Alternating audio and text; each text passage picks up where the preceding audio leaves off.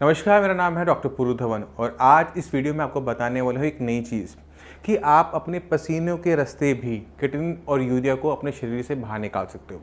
अगर आप kidney failure के पेशेंट हो तो आपके ब्लड के अंदर क्रिएटिनिन यूरिया इकट्ठा होता है और इसका हम इकलौता रास्ता क्या मान के चलते हैं कि इसको बस हम यूरिन के रास्ते किडनी के रास्ते निकाल सकते हैं, मगर ऐसा सही नहीं है।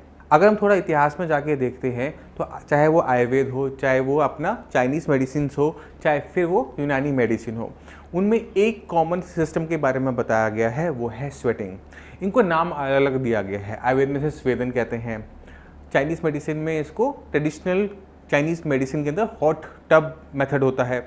यूनानी मेडिसिन के अंदर भी इसका डिस्क्रिप्शन हमें मिल जाता है कि अगर कोई पेशेंट किडनी फेलियर का है, क्रिएटिनिन लेवल बढ़ रहा है, यूरिया लेवल बढ़ रहा है, शरीर में गंदगी इकट्ठी हो रही है, तो हम अल्टरनेट पाथवे यूज़ करते हुए शरीर में इकट्ठी होने वाली गंदगी को पसीने के रास्ते निकाल सकते हैं।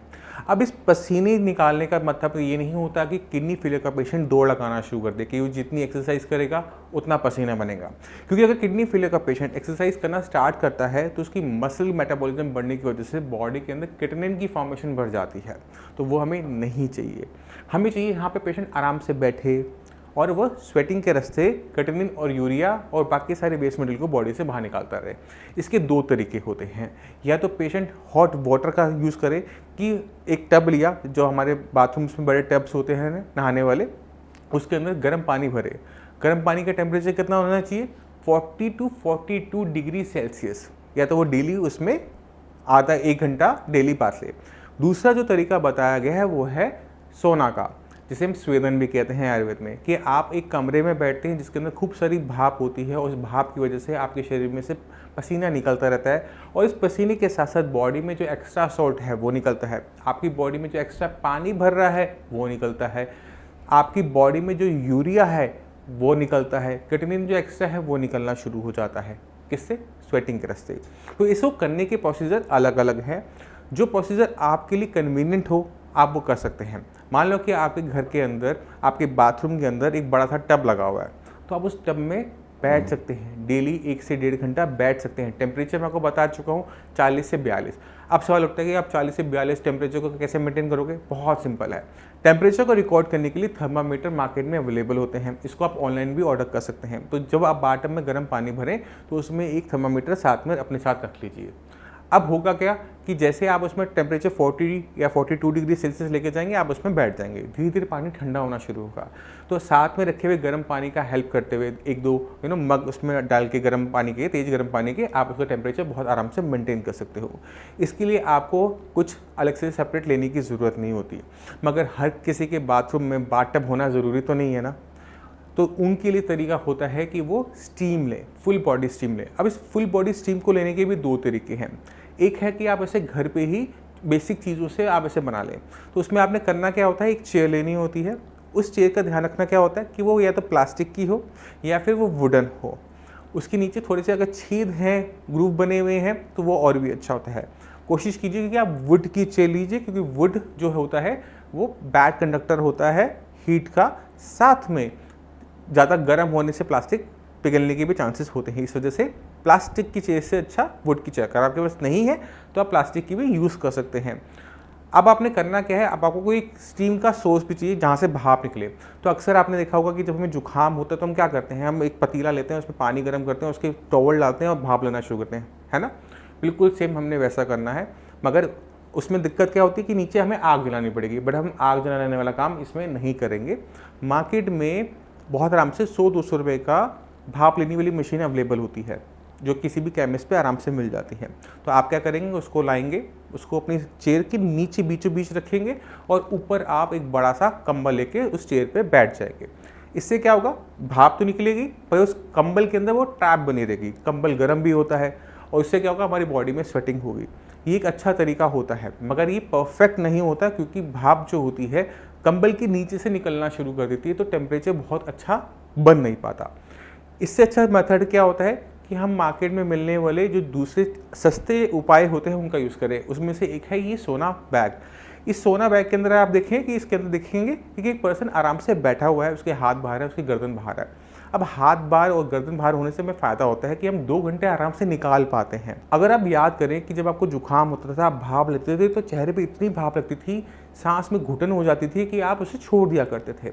तो हम अगर हमारी गर्दन उस बैग से बाहर है तो हमें घुटन महसूस नहीं होती, हम लंबे टाइम तक कंफर्टेबली अंदर बैठे रहते हैं। तो हमने क्या करना है, अपने नेक को आउट रखना है। चाहे आप कंबल लें तो आउट रखना है, इस बैग को लें तो हम आउट रखेंगे, या फिर हम टब में अगर बैठते हैं तो भी हम इसको गर्दन को बाहर ही रखेंगे। तो इससे क्या होगा कि हमें ब्रीथिंग में प्रॉब्लम नहीं होगी।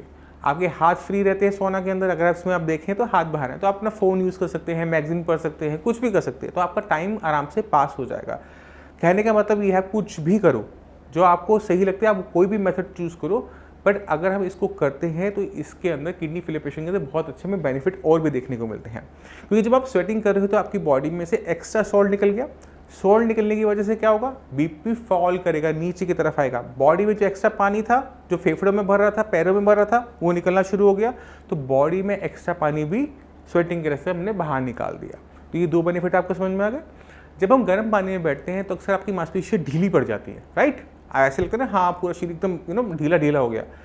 जब वो ढीला पड़ रहा है तो हमारी जो वेसल्स हैं, जो आर्टरीज हैं, वो भी एक्सपेंड कर जाती है, रिलैक्स कर जाती हैं, जिसकी वजह से बीपी हमारा फर्दर डाउन करता है। बीपी कंट्रोल आने का मतलब ये होता है कि आपका किडनी फेलियर की कंडीशन को स्लो डाउन कर देना। क्योंकि बीपी जब बढ़ेगा तो नुकसान होगा, बीपी जब नॉर्मल रहेगा तो नुकसान होगा नहीं होगा। तो एक किडनी फेलियर का पेशेंट, चाहे वो फर्स्ट स्टेज का हो या फिर वो लास्ट स्टेज का हो, एंड स्टेज का हो, दोनों हर टाइप का पेशेंट सोना बाथ ले सकता है, हीट बाथ ले सकता है, हॉट टब बाथ ले सकता है। इससे फ़ायदा क्या है, बहुत सारे फ़ायदे हैं जिनको मैं आने वाली वीडियोस में भी आपको समझाऊंगा। अब जब हम ऐसे किसी टॉपिक पे बात करते हैं तो पेशेंट के माइंड में बहुत सारे ख्याल आते हैं कि होगा नहीं होगा, बहुत सारे डाउट होते हैं। तो मैं आज आपको कोई भी रिसर्च पेपर बनाया नहीं दूंगा, डिस्क्रिप्शन में कुछ लिंक नहीं दूंगा। आप खुद ब खुद गूगल पे सर्च करेंगे कि ऐसा पॉसिबल है या नहीं है। उससे आपको किसी भी चीज़ पे ट्रस्ट बिल्डअप होता है कि डॉक्टर साहब जो बता रहे हैं वो सही है। अब इसी के साथ मैं आपको कुछ और फैक्ट्स क्लियर करना चाहता हूँ इससे पहले कि आप जाके गूगल पे सर्च करना स्टार्ट करें। पहली चीज़, जब हम इस तरह के किसी प्रोसीजर को यूज़ करते हैं तो यूरिया की एक्सक्रीशन ज़्यादा होती है इन कंपेरेटिव टू क्रिएटिनिन।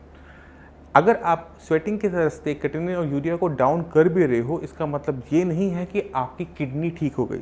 आपका क्रिएटिनिन लेवल, यूरिया लेवल चाहे नॉर्मल भी आ जाए, इसका मतलब ये नहीं है कि आपकी किडनी ठीक हुई, क्योंकि किडनी खराब बीपी और शुगर की वजह से या किसी और कारण से हुई है। अगर उस बीमारी के कारण को आप छोड़ दोगे तो वो बीमारी बढ़ती चली जाएगी और स्वेटिंग करते करते भी आपका क्रिएटिनिन लेवल, यूरिया लेवल बढ़ते चले जाएंगे। तो हमने ध्यान क्या रखना है कि किडनी के खराब करने के पीछे के कारण को छोड़ना नहीं है, क्योंकि अगर आप उसे छोड़ दोगे तो बीमारी बढ़ेगी और ये जो हम प्रोसीजर कर रहे हैं वो फेल होता चला जाएगा। आपने अपनी किडनी की कंडीशन को स्टेबल रखना होता है। तो बीपी अपने कंट्रोल में रखो, शुगर अपना कंट्रोल में रखो, क्योंकि ये सबसे इंपॉर्टेंट और बेसिक चीज़ें होती हैं जिसे समझना हर किडनी फेलियर पेशेंट के लिए बहुत ज़्यादा ज़रूरी होता है। हम स्वेटिंग के रास्ते क्रिएटिनिन और यूरिया निकाल रहे हैं, मगर उसका मेजर रूट क्या है, किडनी के थ्रू। अगर किडनी की फंक्शनिंग बनी रहेगी तो ये प्रोसीजर भी काम करता रहेगा। अगर किडनी की फंक्शनिंग गिर जाएगी, बंद हो जाएगी, तो ये प्रोसीजर भी काम करना बंद कर देगा। तो आपने अपनी एक्सक्रीशन क्रिएटिनिन की, यूरिया की, यूरिन के रास्ते भी बढ़ानी है, क्योंकि वो बढ़ेगा, इधर स्वेटिंग से निकालोगे तो दोनों की कंबाइंड फंक्शन की वजह से हमें रिजल्ट्स बेटर देखने को मिलेंगे, बहुत अच्छे देखने को मिलेंगे। मगर अगर आप ये सोच रहे हो कि मैं सिर्फ क्रिएटिनिन और यूरिया को स्वेटिंग के रास्ते निकालता रहूँ और किडनी को भूल जाऊँ, ऐसी गलती सारे के सारे पेशेंट करते हैं और उन्हें बहुत बड़ी कीमत चुकानी पड़ती है। तो ऐसी गलती आप लोगों ने नहीं करनी। आप किडनी का ख्याल रखते हुए क्रिएटिनिन यूरिया को कंट्रोल करने के लिए स्वेटिंग का प्रोसीजर यूज़ करो, ये आपके लिए बेनिफिशियल रहेगा। मैं उम्मीद करता हूँ इस वीडियो से आप काफ़ी कुछ समझ गए कि स्वेटिंग क्यों ज़रूरी है एक किडनी फेलियर पेशेंट के अंदर, उसे निकालने के, पसीने को निकालने के कौन कौन से तरीके हम यूज़ कर सकते हैं और किन किन सावधानियों को हमने ध्यान रखना होता है। फिर भी आपके माइंड में कोई भी डाउट हो, कुछ भी पूछना चाहते हो, डॉक्टर्स अवेलेबल हैं, मैं अवेलेबल हूँ, आप आके मिल सकते हैं।